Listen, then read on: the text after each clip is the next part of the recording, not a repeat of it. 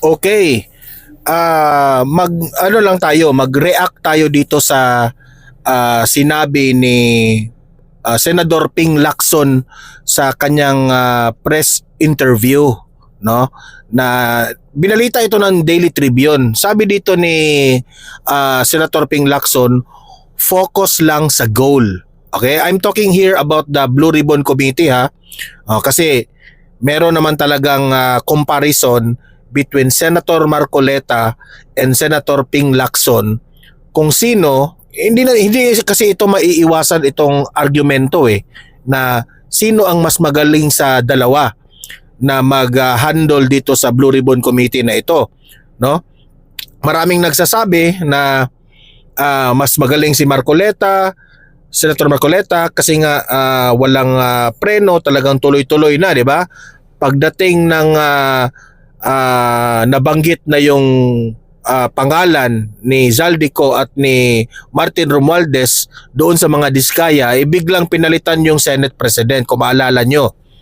Ngayon na si Senator Soto na ang Senate President, ay si Ping Lacson na ang nag-handle ngayon sa Blue Ribbon Committee. Siya na ang committee chair. So, ano bang ibig sabihin ni Ping Lacson dito sa sinabi niya na focus lang sa goal?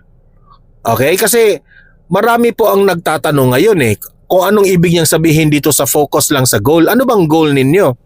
Nagtatanong ang taong bayan, ano ba ang goal ninyo? Na matuklasan natin kung sino itong big fish?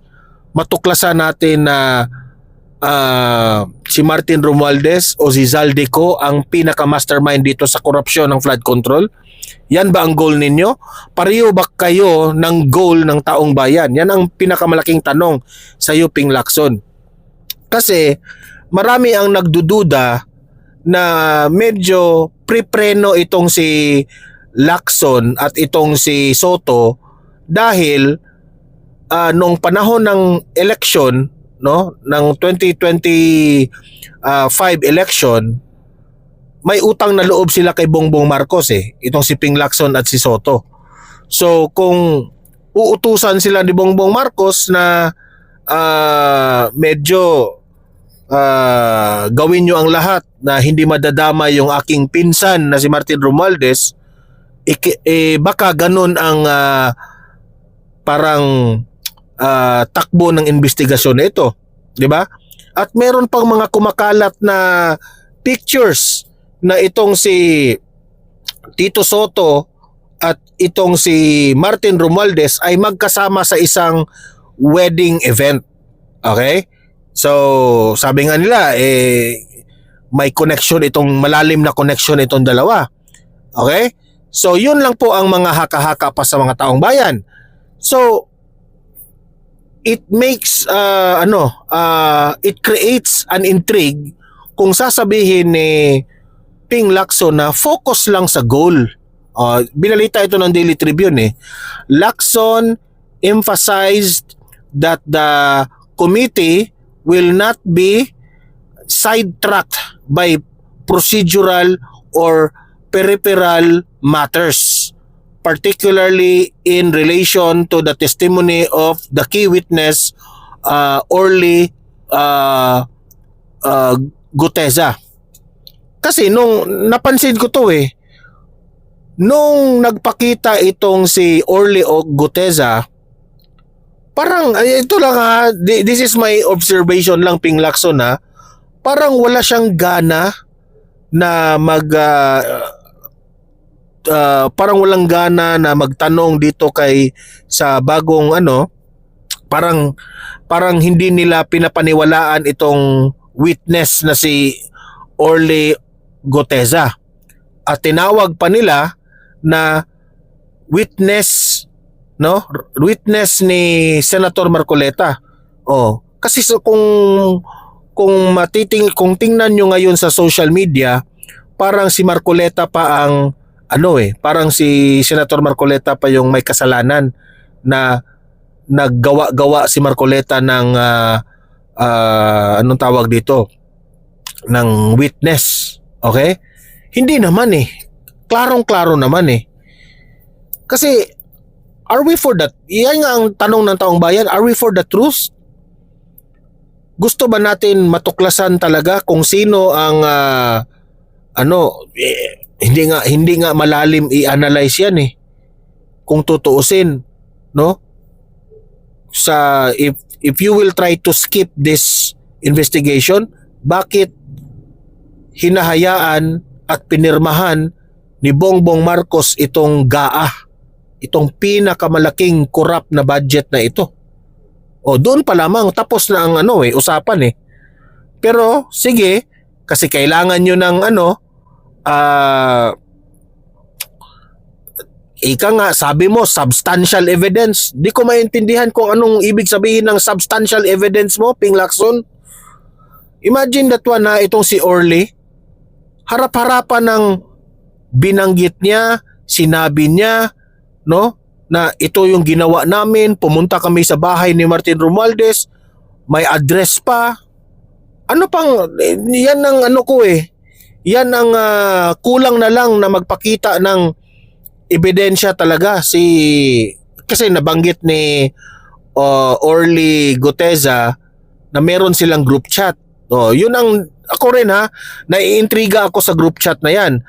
Kung as much as possible, itong si Orly Guteza, magpakita ka naman ng screenshot man lang o ebidensya man lang, no, na totoo yung sinabi mo na meron kayong group chat. Okay, at ipakita mo talaga sa publiko na active yan. Kasi sabi nga si Joel Villanueva, sabi nga niya, marami ng mga AI ngayon na pwedeng i-edit yung mga chat messages eh. So parang hindi na credible eh. So ang maganda rito, kung ano yung cellphone na ginamit mo sa group chat niyo, ipakita mo yun, no? Yung account talaga mo. Kasi you have to support your allegation. Yan naman talaga. Kasi sabi dito, Lacson, binalita ng Daily Tribune, Lacson, blue ribbon to focus on substantial issues. Substantial issues not distractions. Hindi ko maintindihan. Ano bang ibig sabihin ng distraction kay Ping Lacson? Yung distraction, si Orly Guteza ba, distraction siya? Kasi nabanggit yung pangalan ni Martin Romualdez? Yung pagbibigay ng, yung sinabi nilang maghahatid sila ng basura, yun ba ang distraction? Kaya nga sabi ko, ano ba talaga itong Blue Ribbon ni, Blue Ribbon Committee ni Soto, itong chairman nila si Lacson? Saan ba tayo patungo dito? Hanggang Diskaya na lang ba tayo? Hanggang Bryce na lang ba tayo? Hanggang mga DPWH, mga undersecretaries na lang ba tayo dito? Na alam naman natin, no? Yan nga eh. May mga naririnig akong mga political analyst na sinasabi nila na kapag mabanggit ang pangalan ni Martin Romualdez at ni Zaldico, hindi credible yung witness na yan, hindi credible. Pero kung ang mabanggit na pangalan ay Chis Escudero, Bong Revilla, Nancy Binay, Jinggoy Estrada, credible yan. Si Bryce, credible yan, credible. Diba? So nagiging, wala na, hindi na maganda, hindi na, nagiging bias na eh. Diba? Bias yung ating judgment na kaagad eh. Dapat, ininbitahan nyo si Bryce, ininbitahan nyo yung mga Diskaya, equal sana yung ating pagtingin dito sa mga resource person o mga witness na ito. Equal sana. Kung anong sasabihin ni Bryce at kung ano ang sasabihin ng mga Diskaya at kung ano ang sasabihin nitong si Orly Guteza, panipawalaan natin lahat. I-assume natin na credible sila. Ang hirap nitong si Lacson nagpapa-interview tapos sasabihin mo, si Bryce yung pinaka-credible, si Bryce yung pinaka-credible kasi binanggit yung pangalan ni Jinggoy Estrada at ni Joel Villanueva, ganun ba? Hindi credible si Diskaya at si Orly Guteza, kasi nabanggit yung pangalang Martin Romualdez. Ganun ba, Ping Lacson? Ang gusto mong ipinahiwatig dito sa substantial evidence? Ha? Substantial issues? Bakit pa? Nagtatanong lang ako kay Ping Lacson, nadi-distract ka ba na mabanggit yung pangalang Martin Romualdez at Zaldico? Kasi maraming nagsabi, ikaw magaling ka raw kasi dating pulis ka, marunong kang mag-investigate. Sa simulat sa pool, no? Hindi ka pa na senador last year, no? Haka-haka na ng taong bayan na si Martin Romualdez talaga ang may kasalanan diyan sa budget ng mga inconsistencies, at si Zaldico yung mga insertions. Sila yung laging nababanggit at that time. 'Di ba? So yun lang ang aking hindi ko maiintindihan itong administrasyong Marcos kung pareho ba sila ng goal ng taong bayan, kasi galit na po yung taong bayan, lumalabas na po sila. Kung makikita mo sa mga kanilang posters, sa kanilang placards, ayun, meron ng mukha ni Martin Romualdez, mukha ni Zaldico, di ba? Ang administrasyon po ba ni Marcos, ganun rin po ba ang kanilang galit?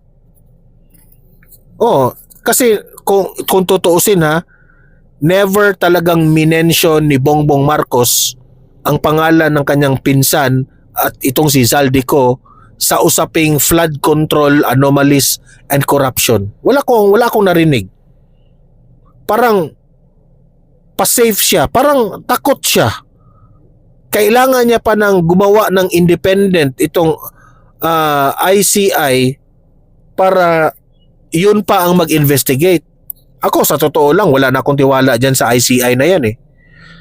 Ito na sana yung Blue Ribbon. Ang taong bayan, actually, Ping Lacson, nung si Senator Marcoleta pa ang chairman ng Blue Ribbon Committee, malaki ang pag-asa nila doon na matuklasan talaga na merong may pakitang ebidensya na patungo na ito sa big fish. Pero nung ikaw na ang naghandle, parang ay, napupolitika na naman. Mahirap na sa part sa taong bayan ba na sasabihin na wala na ba talaga tayong pag-asa nito? Kasi ganun sana kung let us say paparusahan natin itong mga district engineers, mga contractors. At the end of the day, if ang ulo ng problema ay hindi ito mapatay-patay, kung hindi ito matuklasan kung sino ang ulo na itong ugat nitong corruption na ito, babalik at babalik pa rin itong problema natin sa flood control, sa corruption dito sa Pilipinas. Paulit-ulit yan . Sabi nga yung iba, the culture na, di ba? It's already the culture of the Philippines, ang politika, na mangungumisyon talaga sa mga proyekto. Nagiging kultura na. Now, paano ito i-erase o i-eradicate itong kultura na masama? Paano? You start with the head. 'Di ba? Kung ahas 'yan, unahin mo yung ulo. Kasi kung mamamatay yung ulo sa ahas, lahat ng down to his tail, patay na yan lahat, ubos na yan lahat. Ganun sana. 'Di ba? Pero wala Parang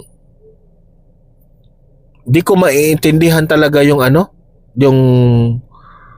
hindi ko maiintindihan talaga yung Senate Blue Ribbon Committee. Kasi si Marcoleta pa yung nagiging sometimes nagdidebate kayong mga senador instead na yung mga sangkot sa mga corruption versus the senador, kayong mga senador na ang nag-away-away diyan. 'Di ba? Try to think of it.